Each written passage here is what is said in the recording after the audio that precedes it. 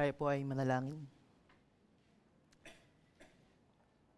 Dakilang Diyos, kayo po ang nakasasaklaw sa lahat ng panahon, sa lahat po ng bagay, sa lahat, Panginoon, ng pagkakataon at sitwasyon. Tunay nga po na wala pong bagay na nakalalampas sa iyo pong kaunawaan at sa iyong kapangyarihan. Kaya, Panginoon, karapat dapat ka pong papurihan at dakilain. Panginoon, patuloy po kaming lumalapit sa iyo bilang iyo pong iglesia, bilang iyo pong mga tagasunod, mga anak. At patuloy po naming itinataas, Panginoon, ang lahat ng mga bagay, Panginoon, sa iyong kapangyarihan. Panginoon, ang sino man, Panginoon, sa amin pong kalipunan, ang may mga pinagdaraanan pong mga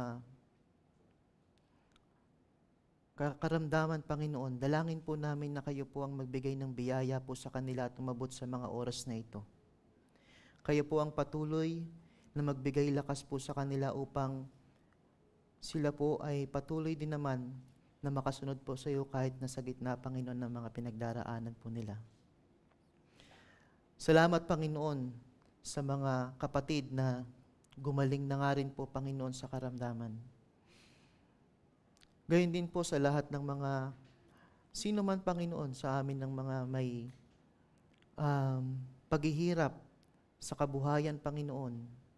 Kayo rin po ang patuloy na umabot sa kanila sa mga oras na ito. Gayon din po, Panginoon, sa lahat ng mga nakararanas ng anumang problema, Panginoon, sa relasyon, sa pamilya. Kayo rin po ang patuloy na magbigay ng patuloy na pagpapasyensya, Panginoon, sa bawat isa at pagpapatawad. Panginoon, napakarami pa rin pong nangyayari sa aming pong mundo. Gaya na lamang po ang nangyayari, Panginoon, sa bansang Israel. Panginoon, kayo po ang nakasasaklaw, Panginoon, sa lahat ng bagay. Ang dalangin po namin, Panginoon, kayo po ang masunod, ang iyo pong plano ang patuloy na masunod, Panginoon, sa lahat ng mga bagay na ito. Dalangin po namin, mga kababayan po namin, o maging hindi man, Panginoon, na naaapektuhan ng mga pangyayari doon. Kayo po ang patuloy na mag-ingat po sa kanila. Kayo po ang patuloy na magbigay din, Panginoon, ng pagkakataon na sila sa oras po na ito ay makakilala po sa iyo.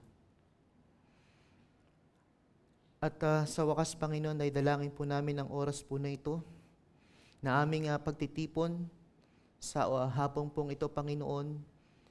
Dalangin po namin na sa amin pong mga pag-aaral na gagawin, kayo po ang manguna.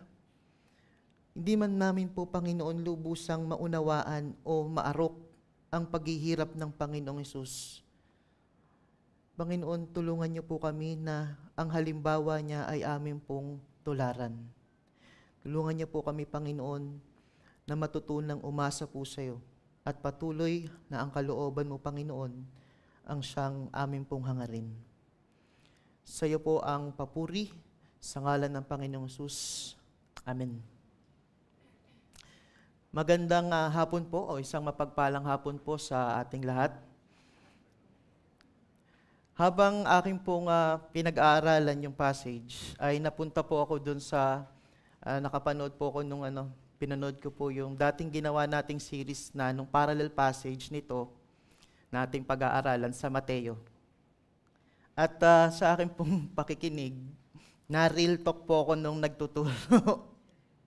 Ang sabi po niya, ikakult ko lang po siya. Sabi niya, pag nagka-problema ka, anong sinasabi mo kay Lord? Grabe namang Lord to. Hindi mo sinasabi yan, kasi ayaw mong makidlatan. Pero ang puso mo ganun.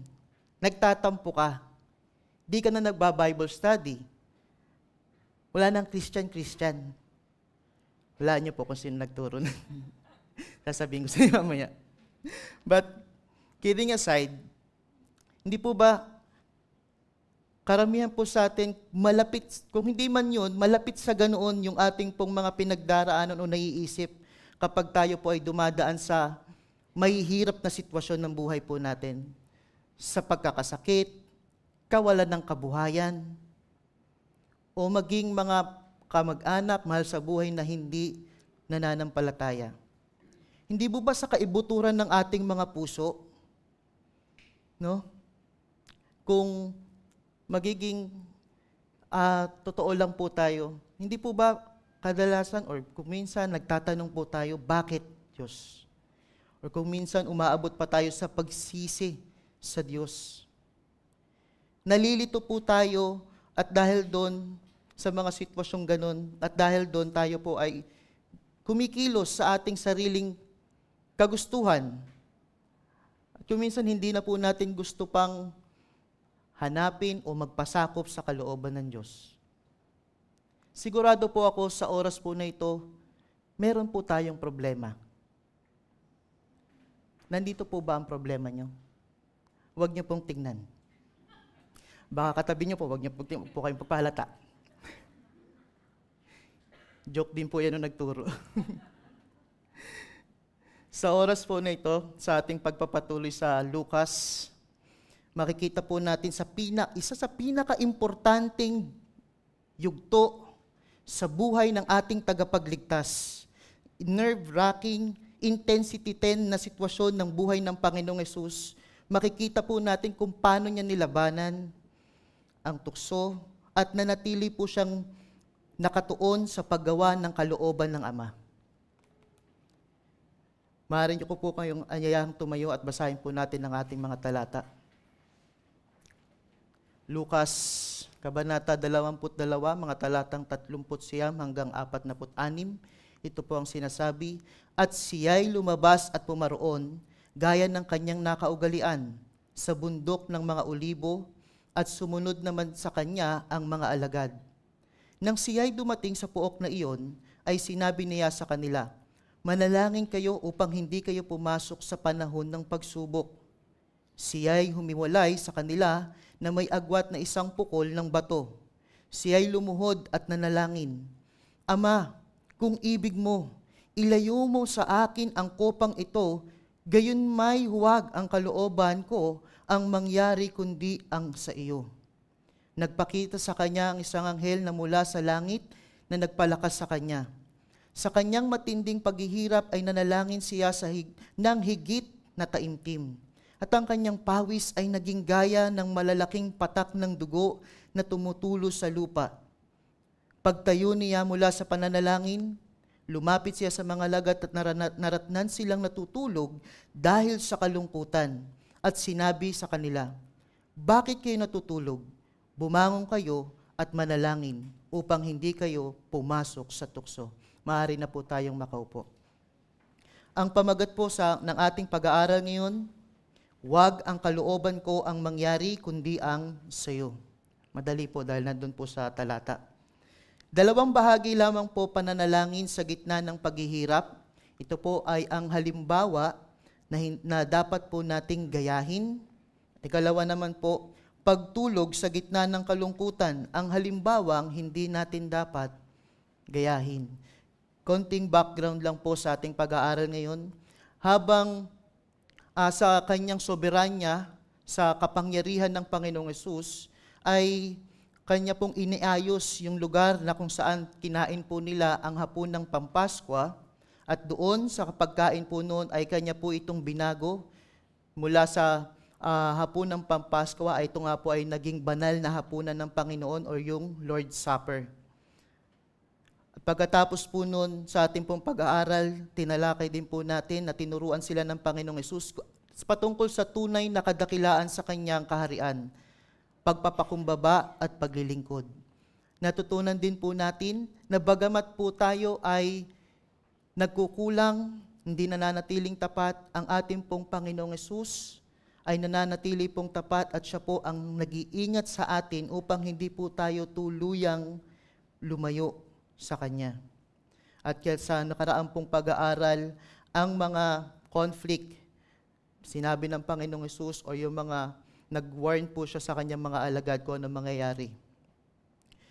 Yung gabi pong ito ay punong-puno ng mga pangyayari It was an eventful night po para sa ating Panginoong Hesus.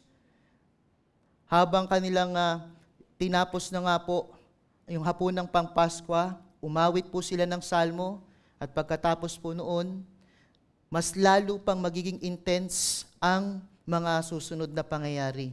Sa unang punto po natin, pananalangin sa gitna ng paghihirap, may makikita po tayong nilagyan ko lang po ng mga letter T's para masundan lang po natin. Una yung tagpo, tagubilin, tularan, tulong, tigatig. Sa una po, tagpo, verse 39. At siya ay lumabas at pumaroon. Makikita po natin dito na ang ating pong Panginoong Hesus ay lubos na makapangyarihan. Lumabas po sila mula doon sa silid sa taas or sa upper room, kung saan kinain nga po nila ang hapunang Pampaskwa. Take note po, ang Panginoong Hesus ang nangmumuno o nangunguna po sa kanila, as emphasized po ni Lucas. Kung atin pong maaalala, yung detalye po sa lugar na ito na kung saan ay kinain nila yung hapunang Pampaskwa ay itinago ng Panginoong Hesus kay Judas. Bakit? Upang hindi po maganap yung plano ni Judas at ng mga pinuno ng mga Hudyo na maaresto po siya dito. Sabi po, siya'y lumabas at pumaroon gaya ng kanyang kinaugalian. Kaya nga po, sa pagpili ng lugar na ito, sa kanyang paglabas sa upper room at pagpunta naman po sa Bundok Olibo, maging doon sa Bundok Olibo po, makikita po natin ito po ay itinakda rin ng Panginoong Hesus. Alam niya na ito ang lugar kung saan siya ay maaaring maaresto o dapat arestuhin nang walang panggugulo or interference mula sa maraming tao. Hindi po ba very unusual kapag ang isang tao na alam po nating may threat sa atin, iniiba po natin yung routine natin, iniiba natin yung ating mga dinadaanan. Pero dito, ang Panginoong Hesus mismo ay makikita po natin na ginawa po niya yung usual na ginagawa po nila at pinupuntahan po nila. Ang makikita po natin dito, siya ay nakatuon sa pagtupad sa kanyang pag-accomplish ng mission niya. Gaya ng sinasabi sa Lucas 9:51 nang kanya pong sinimulan ang kanyang paglalakbay patungo sa Jerusalem, nang malapit na ang araw upang siya'y tanggapin sa itaas, itinutok niya ang kanyang sarili pagpunta sa Jerusalem. Siya po ay nakatutok sa pagtugon o sa pagtupad ng misyon niya. And then sabi po, ang lokasyon nga po na ito, ang lugar na ito ay sa bundok ng mga Olibo at sumunod naman sa kanya ang mga alagad. Dinagdag po ni Mateo at ni Marcos yung Getsemani. Sa hardin ng Getsemani, ito po ay nasa bundok ng Olibo. At makikita po natin, ang mga alagad na sumunod sa Panginoong Hesus dito ay hindi na po 12, 11 na lamang po sila. Gaya nga po ng ating pinag-aralan, umalis na si Judas upang mag-report na po siya sa mga pinuno ng mga Hudyo kung saan naroon ang Panginoong Hesus. At alam niya sapagkat pamilyar na lugar ang pinuntahan ng Panginoong Hesus. Sunod na tagubilin. Verse 40, nang siya'y dumating sa pook na iyon, ay sinabi niya sa kanila, manalangin kayo upang hindi kayo pumasok sa panahon ng pagsubok. Sa ibang version po, manalangin kayo upang hindi kayo madaig ng tukso. Sa tala po ni Lucas, na mas maigsi po, hindi po niya binanggit na sinama po ng Panginoong Hesus ang inner circle niya na sina Pedro, Santiago at Juan. Si Mateo po at si Marcos ang nakapagbanggit po nito. Dito po ay tuturuan niya ang kanyang mga alagad ng isang napakahalagang aral na kung saan ay dapat ipasa po nila sa lahat ng iba pang mga alagad. Sabi po ni Mateo at ni Marcos, watch with me, magbantay kayo kasama ko. Isang utos na kung saan ay nagpapakita na dapat na manatiling gising, malay, at mapagmatyag. Makikita po natin dito na mismo sa bibig ng ating tagapagligtas kung paanong ang mga alagad noon at tayo rin naman po ngayon ay hindi papasok sa tukso at atin po itong mapagtatagumpayan at ito nga po ay sa pamamagitan ng pananalangin. Hindi po tinuruan ng Panginoong Hesus ang kanyang mga alagad ni kahit isang beses man lamang po na hindi po sila daranas ng mga pagsubok. Tiyak po yun. Tiyak na sila ay magdaraan sa mga pagsubok. Gaya ng atin na pong mga pinag-aralan sa nakalipas na sinabi ng Panginoon sa kanila. Lucas 22:31, Simon, Simon, narito, hiningi ni Satanas na ligaligin kayo gaya ng trigo. Mateo 26:31, pagkatapos ay sinabi ni Jesus sa kanila, kayong lahat ay tatalikod dahil sa akin sa gabing ito, sapagkat nasusulat, sasaktan ko ang pastol at ang tupa ng kawan ay magkakawatak-watak. Lucas 22:34, sinabi ni Jesus, sinasabi ko sa iyo, Pedro, ang manok ay hindi titilaok sa araw na ito hanggang hindi mo ako pinagkakailan ng 3 ulit. Tiyak po na daraan ang mga alagad sa pagsubok. At dahil po doon, alam na alam ng Panginoong Hesus na ang pinakapaborable, pinakamagandang resulta, yung hindi po pagpasok sa tukso, hindi pagbagsak sa kasalanan, ay makakamit po sa pamamagitan ng pananalangin. Kaya't kanya pong iniutos sa kanyang mga alagad na sila ay manalangin. Sabi po ni J.C. Ryle, hindi pagpapalain ng Diyos ang sino man na nagpapanggap na napakataas at espiritual kung hindi niya ginagamit ang mga paraan o daluyan ng biyaya, the means of grace. Isa po dyan ay pananalangin. Ang mga pagsubok at mga tukso ay siguradong darating sa buhay ng mga Kristiyano. Kaya tayo rin po, gaya ng mga alagad noon, ay dapat maghanda sa mga labanan. At ang mga labanan po ito ay maipapanalo lamang sa pamamagitan ng nakaluhod na tuhod o sa pananalangin, sabi ng iba. Sabi nga ng isa. Ang pagiging handa sa espiritual, sa pamamagitan ng pananalangin, ang siyang magbibigay po sa atin ng kalakasan upang manatili po tayo sa gitna ng kalooban ng Diyos habang dumaraan po tayo sa mabibigat na pagsubok.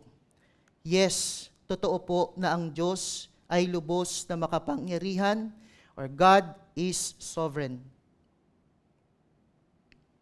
Subalit, ito nga po ay mas lalo pang magtulak sa atin upang mas hingin pa natin ang kanyang biyaya sa pamamagitan ng pananalangin. Ngayon, tignan naman po natin kung paanong ginawa ng Panginoong Hesus habang siya naman po mismo ang daraan sa napakatinding oras. Ito po ay dapat nating tularan. Verse 41, siya'y humiwalay sa kanila na may agwat na 1 pukol ng bato. 1 pukol ng bato. Ito po ay maaaring magkaiba-iba, depende naman po sa babato. Pero sabi po, hanggang 10 meters pwede, or 33 feet. Pero ang maliwanag po dito, sila po ay within range na ang Panginoong Hesus ay within range na maririnig po siya ng Panginoong Hesus, ay ng mga alagad niya. Kung saan magbe-benefit din po sila sa pananalangin ng Panginoong Hesus. Dinagdag po ni Marcos at Lucas na ang pangyayaring ito ay naganap 3 beses pa. Sabi sa talata, siya'y lumuhod at nanalangin. Ang Panginoong Hesus ay lumuhod at nanalangin. Makikita po natin na ang ginawang ito ng Panginoong Hesus ay hindi po ito bago sa Kanya. Ito po ay Kanyang kinaugalian. Habit po ito ng Panginoong Hesus. Gaya ng sinabi sa verse 39, kung babalikan natin, gaya ng kanyang nakaugalian. At ito po ay common sa tala ni Lucas. Nandiyan po ang mga talata, Lucas 3 verse 21 sa bautismo ng Panginoong Hesus, 5 verse 16, 6 verse 12, 9 verse 18, 9 verse 28 to 29 sa pagbabagong anyo po niya, 11 verse 1, 22 to 22 verse 32. Makikita po natin na palagian ang Panginoong Hesus ay nananalangin. Ano? Nanalangin si Kristo? Kailangan ba niya ang tulong ng probisyong ito ng walang hanggang Ama upang matugunan ang mga pangangailangan ng makasalanang umaasang tao? Oo, kailangang gamitin ng taong si Jesus ang kaloob na ito, ang pananalangin. Ang taong Kristo na nagdurusa, ang pananalangin ay isang kaayusan or arrangement sa ekonomiya ng walang katapusang karunungan at kabutihan upang matugunan ang pang-araw-araw na pangangailangan ng buhay ng tao. Pinapakita po nito or this highlights yung katauhan po ng ating Panginoong Hesus na tema po sa Lucas. Totoo po na ang Panginoong Hesus ay tunay at 100% Diyos. Subalit siya rin po ay tao. Siya rin po ay 100% tao. At maging sa kanyang pagkakatawang tao, siya pa rin po ay nagpapasakop sa kanyang Ama. At yan po ay maliwanag na makikita po natin sa kanyang pananalangin na palagian. At para po idagdag sa sinabi po sa nakaraang linggo ni Pastor Pedro, na ang anong kahalagahan nito sa mga nakikinig sa kanya or nagbasa ng sulat na ito ni Lucas. Sabi sa Lucas 1 verse 4, upang malaman mo ang katiyakan ng mga bagay na itinuro sa iyo.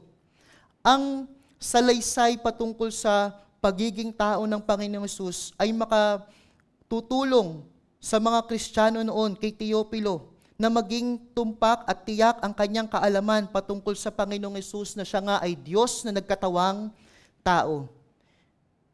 Ito po ay makatutulong din na labanan nila ang mga hinaharap nila sa future na mga maling katuruan, kagaya ng Docetismo na nagsasabing hindi totoong nagkatawang tao si Jesus. Siya ay isa lamang aparisyon.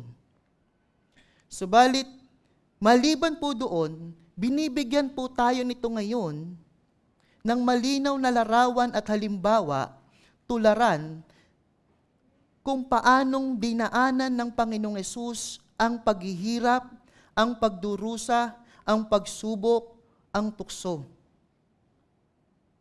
Hebreo 4:15, sapagkat tayo'y mayroong isang pinakapunong pari na marunong makiramay sa ating mga kahinaan. Isa na tinukso sa lahat ng mga paraan, gaya rin naman natin, gayon man ay walang kasalanan. At sa atin pong talata na inaaral po ngayon, pinapakita po ng Panginoong Hesus sa kanyang mga alagad noon at sa atin din naman ngayon kung paanong daanan ang mga pagsubok at temptasyon o tukso. Sa pinaka nakaka-stress na punto ng kanyang buhay, terribleng punto ng buhay ng ating tagapagligtas. Makikita po natin kung paano siyang nakipagbuno sa sitwasyong ito at yung kanyang sa hulit-huli ay ang kanyang desisyon kung ano ang kanyang gagawin. Kung nais po natin, tayo pong mga mananampalataya na maging palaging nasa gitna ng kalooban ng Diyos at malayo sa tukso, gaya ng Panginoong Hesus, dapat po nating hanapin, asamin ang lakas mula sa Diyos sa pamamagitan ng pananalangin. Kung papansinin po natin yung kanyang posture o yung kanyang tindig sa kanyang pananalangin, siya po, sabi ni Lucas, ay lumuhod. Hindi po ito common sa mga Hudyo. Sa kanilang pananalangin po, sila po ay kadalasang nakatayo Kung ating pong maaalala, yung patungkol po sa talinghaga ng publikano at ng pariseyo, kung paanong nanalangin po yung pariseyo, nakatayo po siya. Pero dito po ang Panginoong Hesus ay lumuhod. Dinagdag ni Mateo at ni Lucas, siya ay nagpatira pa. Ito po ay nagpapakita kung gaano kahirap ang pinagdaraanan ng Panginoong Hesus sa mga oras na ito. At ang sabi niya, verse 42, Ama. Dinagdag ni Marcos, Aba, a term of endearment, paglalambing, kagaya po ng sa atin, daddy, tatay, itay. Nagpapakita po sa intimacy ng ama at ng anak. Sabi niya, Ama, kung ibig mo. Sabi ni Lucas, kung ibig mo, if you are willing, Aba, Ama, para sa iyo ang lahat ng bagay ang maaaring mangyari. Father, all things are possible. Sinabi, for you, sabi ni Marcos, Ama, kung maaari, my Father, if it is possible, be possible, sabi ni Mateo. Ito po ay nagpapakita ng focus o ng tuon ng Panginoong Hesus sa kanyang pananalangin. At ano po ito? Ang kanyang tuon o focus ay naroon po sa dedikasyon niya na gawin ang kalooban ng Ama. Yan po ang dahilan kung bakit umapila siya sa kalooban ng Ama. Hindi po nangangahulugan po ito na ang kalooban ng Ama at ang kalooban ng Anak ay magkasalungat. Ito nga po ay malakas na ebidensya na ang Panginoong Hesus, ang pinakahinahangad niya ay gawin ang kalooban ng Ama. Ano ang kanyang iniaapila sa Ama? Ama, kung ibig mo, ilayo mo sa akin ang kopang ito. Ilayo mo sa akin ang kopang ito. Bakit lubhang nabibigatan, bakit lubhang naghihirap ang Panginoong Hesus dahil sa kopang ito? Ano ba ang ibig sabihin ng kopa? Ano ba ang nasa kopa? At bakit lubhang nahihirapan ng Panginoong Hesus? Para po ating malaman, tingnan po natin yung 2 talata lamang sa maraming talata pa sa lumang tipan ng pagkakagamit ng kopa. Isaiah 51 verse 17, gumising ka, tumayo ka, O Jerusalem, ikaw na uminom sa kamay ng Panginoon sa kopa ng kanyang puot. Jeremiah 25 verse 15, sapagkat ganito ang sabi ng Panginoon ng Diyos ng Israel sa akin, kunin mo sa aking kamay itong saro ng alak ng puot. Sa pamamagitan po ng pagtingin sa 2 talata pong ito, makikita po natin na ang kopa ay sumisimbolo sa puot ng Diyos. Ito ay ang buong bigat ng puot ng Diyos laban sa kasalanan. Ang kopa ay ang paghuhukom ng Diyos laban sa kasalanan na papasanin ng Panginoong Hesus sa mga susunod na oras. Sa ilang oras na lamang papasanin ito ng Panginoong Hesus ang buong bigat ng puot ng Ama at ang paghahatol sa kasalanan. At gaya ng sinabi muli na nakaraang linggo, hindi lamang po siya inihanay sa mga makasalanan, sa mga masuwayin, sa mga kriminal. Siya po mismo, ang Panginoong Hesus po mismo ay itinuring na masuwayin dahil sa kasalanan. Dahil sa kasalanan kanyang ipinapasan o ipapasan sa susunod na mga oras. 2 Korinto 5:21, para sa ating kapakanan, ginawa niyang may kasalanan, siya na hindi nakakilala ng kasalanan upang sa kanya tayo'y maging katuwiran ng Diyos. Imagine, hindi po kahit kailanman nangyari sa kasaysayan ng mundo o kahit pa hindi pa nililikha ang mundo, na nagkaroon ng oras o panahon na kung saan ay pinabayaan ng ama ang anak. Dito lamang po sa punto na ito ng kasaysayan kung saan papasanin ng anak ang kasalanan ng lahat. Kaya nga nasabi ng ating tagapagligtas sa krus, Diyos ko, bakit mo ako pinabayaan? Na sa mga oras na yon ay hindi nakatingin ng ama sa anak. Dahil pinapasan niya ang kasalanan. Kaya nga umaapila ang Panginoong Hesus bago pa ito mangyari, if you are willing, kung ibig mo, kung posible, alam kong posible ang lahat. Ang katangian ng Diyos, kaya niyang gawin ang lahat. Subalit, ang tanong, did the Father spare the Son from the cup? Pinalampas ba ng Ama ang kopa ng puot para sa anak? Nagbigay ba ng ibang alternatibong paraan ang Ama para sa kaligtasan? Alam nating hindi. Ano yung kalooban ng Ama? Ano ang kalooban ng Ama? Binasa po natin kanina sa scripture reading, Isaiah 53 verse 10. Sinabi ni Yahweh, ang kanyang paghihirap ay kalooban ko. Ang kanyang kamatayan ay handog para sa kapatawaran ng kasalanan. Dahil dito'y mabubuhay siya ng marangal. Makikita ang lahing susunod sa kanya at sa pamamagitan niya ay maisasagawa ang aking panukala.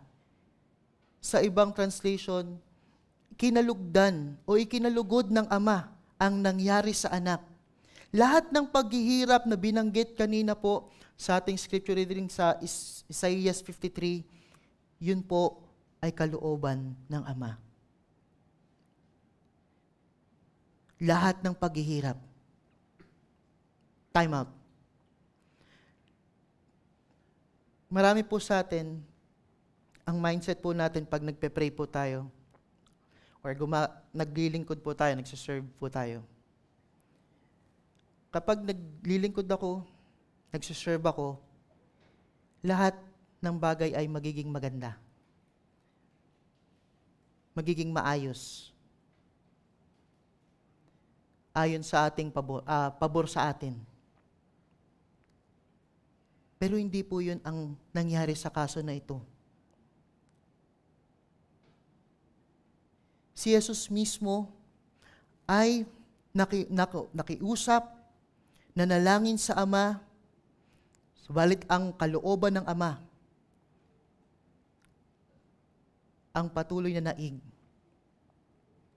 Tayo rin po, lumalapit po tayo sa Diyos sa pananalangin. Dapat ganun din po ang tema ng ating mga pananalangin, gaya ng sa Panginoong Hesus. Ang hanapin ang kalooban ng Ama at sundin po ito. Hindi ipilit ang ating kalooban sa Kanya.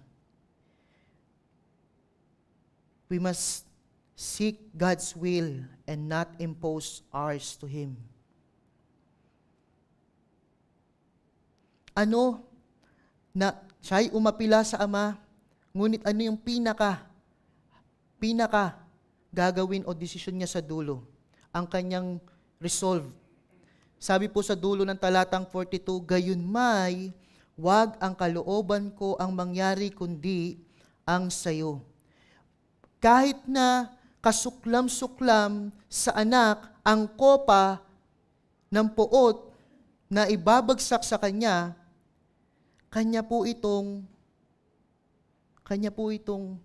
tinig. Dahil ito ang kalooban ng Ama. Kanya pong alam niya, malay po siya, at kanyang tahasan na pinagpasakop ang kanyang mga pagnanais sa kalooban, sa perpektong kalooban ng Ama.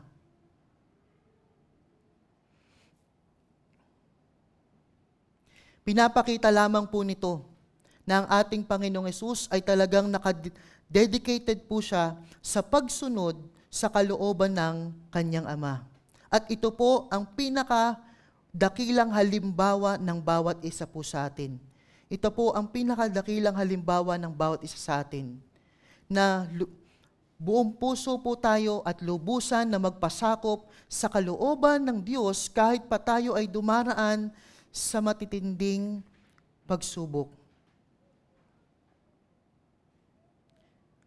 J.T. Higgins, sabi po niya, when a man can be thus brought to put himself into harmony with the divine plan and purpose, so as to say, in true submission and surrender, thy will be done, he gets to the very heart of the saint's higher life on earth. This is about as full a sanctification as can be attained this side of heaven. This is one of the grandest, the greatest, the hardest, yet the sweetest and most restful prayers I know. Thy will be done. This prayer touches all things in human life and history from center to circumference. Nothing is left outside its sweep and compass. In Tagalog, kapag ang isang tao ay umabot na sa puso na naiakmanan niya ang kanyang sarili sa banal na plano at layunin, at tunay na niyang masasabi sa kanyang pagpapasakop at pagsuko, ang iyong kalooban ay maganap.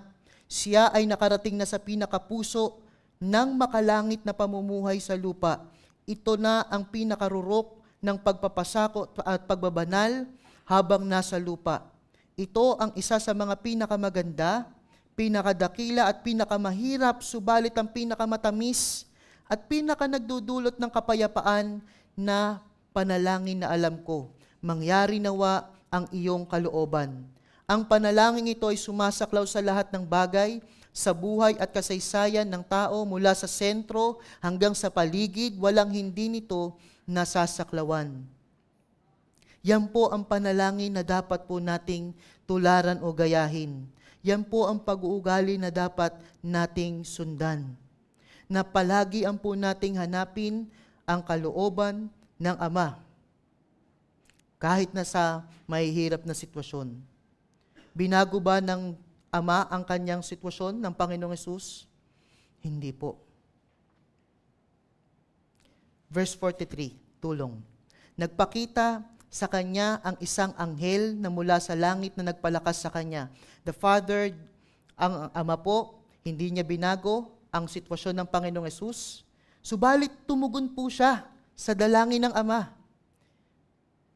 Isang bagay na ikalalakas po natin, ang Diyos ay tumutugon sa ating dalangin. Hindi man niya inalis ang kopa ng puot sa Panginoong Hesus. Subalit nagbigay po siya ng lakas sa pamamagitan ng anghel na ito, gaya ng ginawa na rin sa Mateo 4 verse 11 nang nag-ayuno ang Panginoong Hesus. You see, maaaring hindi po alisin ng Diyos ang unos o ang pagsubok, subalit bibigyan niya po tayo ng biyaya, lakas upang magpatuloy. Ngayon, tignan po natin naman ang paghihirap na dinaanan ng Panginoong Hesus sa gabi pong ito. Verse 44, ang tigatig ng Panginoong Hesus sa kanyang matinding paghihirap ay nanalangin siya ng higit na taimtim. At ang kanyang pawis ay naging gaya ng malalaking patak ng dugo na tumutulo sa lupa.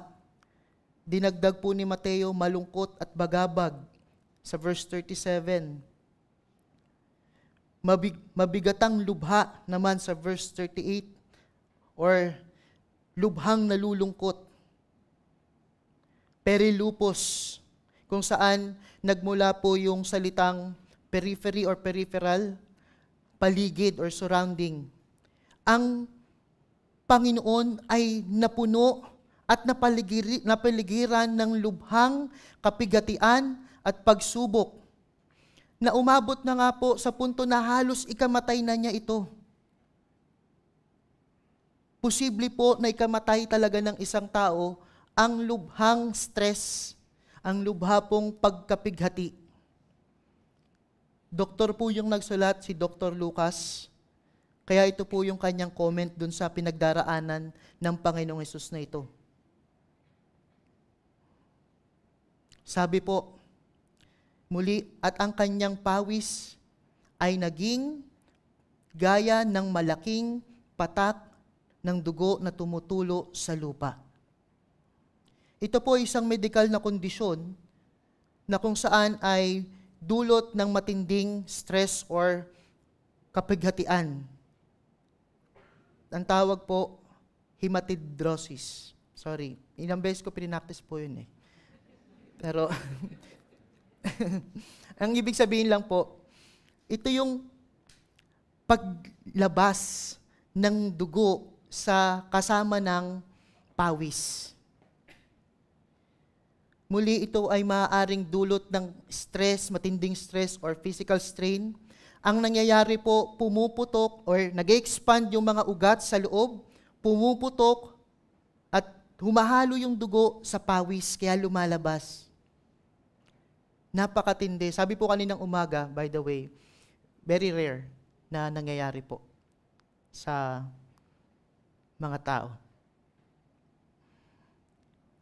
Itong pinaka-intense na larawan ng Panginoong Hesus sa kanyang paghihirap sa lahat ng Gospels ay nangyari hindi po sa Golgotha, kundi dun sa Gethsemane, kung saan ay dinisisyonan ng Panginoong Hesus na magpasakop sa kalooban ng Ama at plano ng pagliligtas.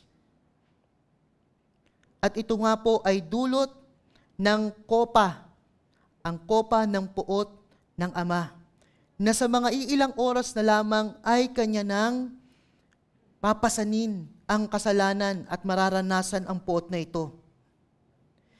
Mga kapatid, ito ang pinagdaanan ng ating tagapagligtas. Ito ang kinailangang pagdaanan ng ating tagapagligtas upang tayo po ay makapanumbalik sa Diyos. Napighati siya, naghirap po siya hanggang sa punto na halos ikanamatay na niya sa hardin ng Gethsemane.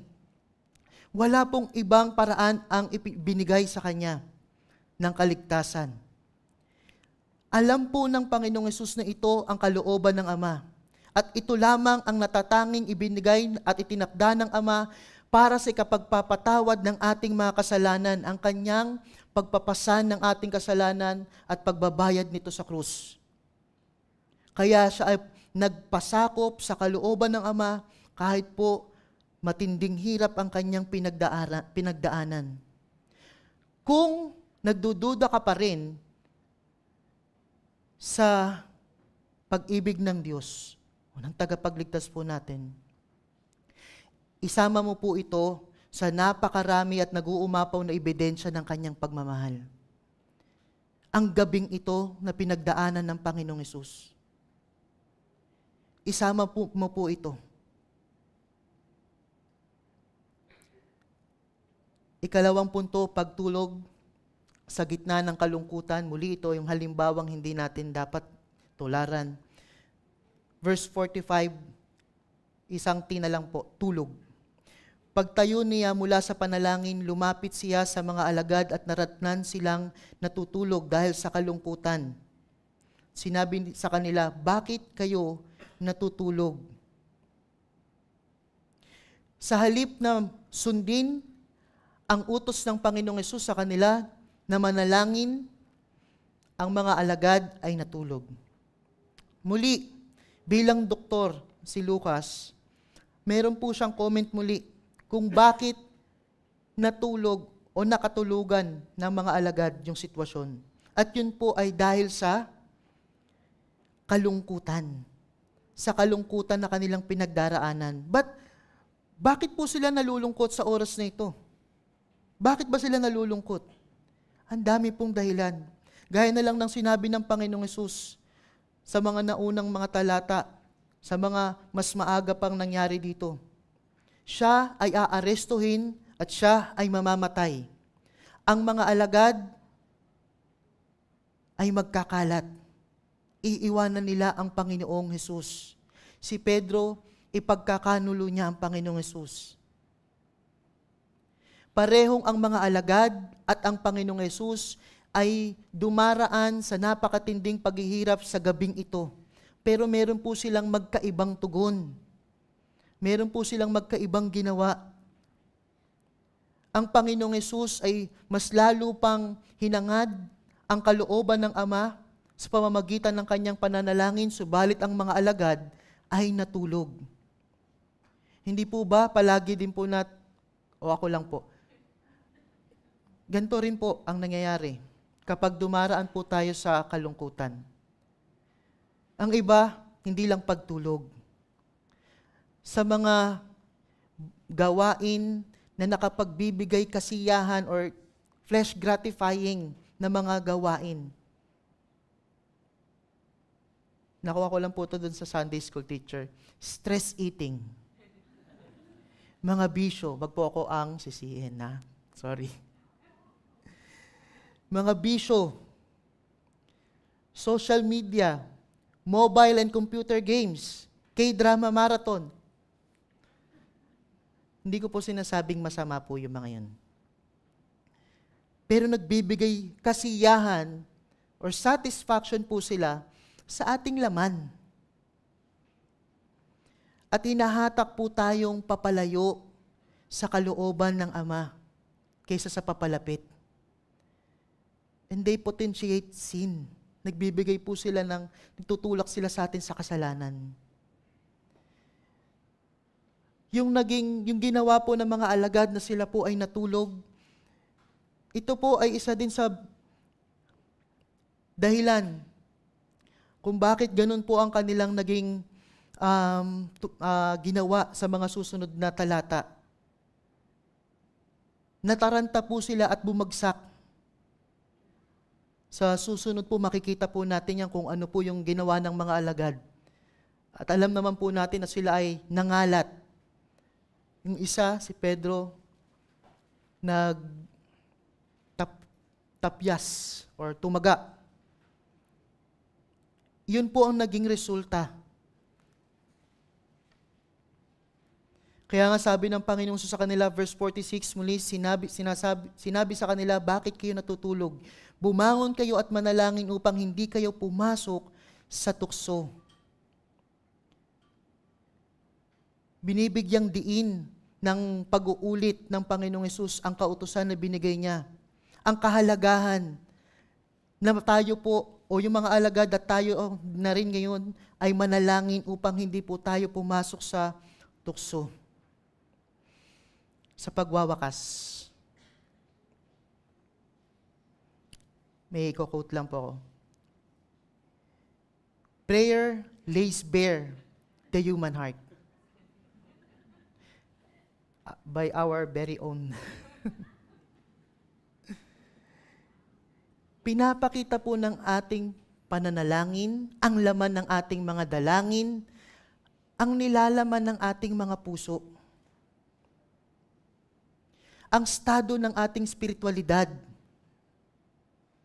Kaya una sa lahat, kung wala po tayong intensyon, kung wala kang intensyon, wala kang paghahangad, wala kang pakialam sa kalooban ng Diyos, maaring yun ang dahilan kung bakit hindi ka nananalangin.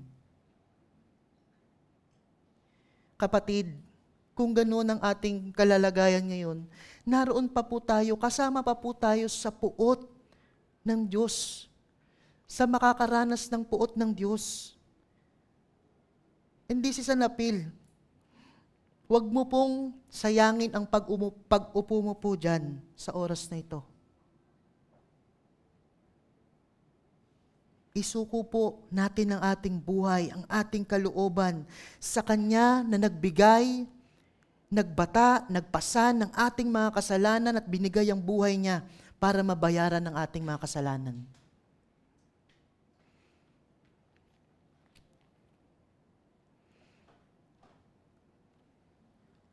Para sa atin naman po na umaasa sa Panginoon, patuloy po nating hubugin ang ating pong mga hangarin na hanapin ang kalooban ng Diyos sa patuloy-tuloy na pananalangin.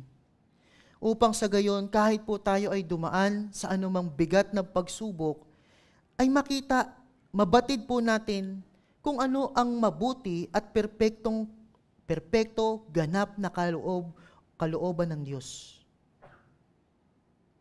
Kalawa, bigyan po natin ng higit at mataas na pagpapahalaga ang mga spiritual na disiplina, gaya ng pananalangin, gaya ng pagbabasa ng salita ng Diyos at pag-aaral, gaya ng pagpe-fellowship. Ilalayo po nito ang ating atensyon sa anumang mga bagay na nagbibigay saya sa ating laman at naglalayo sa atin sa kalooban ng Diyos. At dahil doon tayo ay bumabagsak sa tukso. Isang mapagpalang hapon po. Tayo po ay magwakas sa pananalangin. Panginoon, sa amin pong pagiging iglesia, wag ang kalooban po namin ng masunod kundi ang sayo. Sa pagtatrabaho, ganun din po. Kalooban mo ang masunod. Sa pagiging estudyante, kalooban mo ang masunod. Sa pagiging mga ama, ina, anak, wag ang kalooban namin ang masunod kundi ang sayo. Nawa ito po ay maging tema ng aming pong buhay at pananalangin. Mula ngayon hanggang sa muli mong pagdating, hanggang sa makasama ka na po naming muli, kalooban mo po ang mangyari sa amin, Panginoon. Tulungan niyo po kami na umasa sa napakaraming paraan ng daluyan ng biyaya na iyo pong binigay sa amin kagaya ng pananalangin. Tulungan niyo po kami, Panginoon. Pagpalain ka nawa at ingatan ni Yahweh, kahabagan ka nawa at subaybayan ni Yahweh, lingapin ka nawa at bigyan ng kapayapaan ni Yahweh. Isang mapagpalang linggo po sa ating lahat.